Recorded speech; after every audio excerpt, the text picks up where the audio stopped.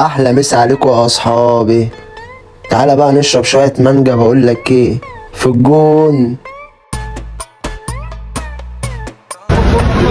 موت موت والله العظيم. ومن هنا بقى ابتدت الحكايه وابتدى الحوار. جبنا 4 مانجا زي ما انت شايف. يعني واحد عمل معانا الصح فيهم. اول حاجه طبعا الخلاط بتاعنا، وجبنا التري وجبنا المانجا وجبنا التلج وحطينا ده كله زي ما انت شايف، وقطع بقى. واحلى حاجه يا صاحبي تزود في التلج عشان تحس بطعم عصير المانجا في الصيف اللي احنا فيه ده. يا رب عدي السنه دي على خير.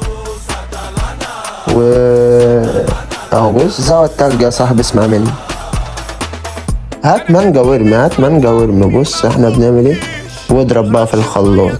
كل ده في قلب بعضيه كده، واضرب في الخلاط يا صاحبي. هتزود شوية مية وهتحط شوية سكر. المانجا ما بتحتاجش سكر كتير.